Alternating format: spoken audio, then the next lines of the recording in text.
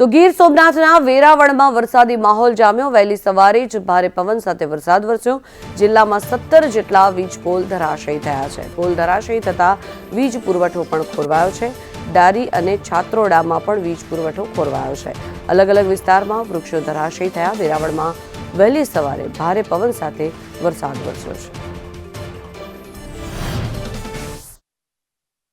ગીર સોમનાથ જિલ્લામાં છેલ્લા 24 કલાકમાં મેઘરાજાએ અનરાધાર વરસાદ વરસાવ્યો છે અને જેના પગલે સર્વત્ર પાણીની સ્થિતિ છે। તો બીજી તરફ વેરાવળમાં મેઘમહેર ક્યાંક ને ક્યાંક કહેર સમાન પણ સાબિત થઈ છે। ગત રાત્રિના ભારે પવન સાથે જે વરસાદ વરસ્યો છે તેને લઈને ઇન્ડિયન રિવન ફેક્ટરીના મેઇન ગેટ સામે આવેલું જે વૃક્ષ છે તે વૃક્ષ ધરાશાયી થયું હતું અને આ વૃક્ષના કારણે 11 કેવીના જે પોલ્સ છે, જે વીજ લાઇન હતી, તે ક્ષતિગ્રસ્ત બની છે।